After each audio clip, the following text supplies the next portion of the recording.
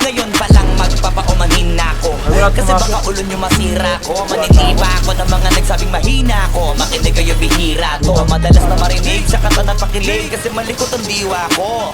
Iba yung pinapakita ko, para di nila makita na may tira ko. Di nakita nyo, madulas ang dila ko, kaya pagka pumitik klaro. Kung usapang linya naman eh mabisa, kaya gusto nila makabisado. Di man ako magaling kumanta, pero hindi to pipiyo kasi nagtisa ko.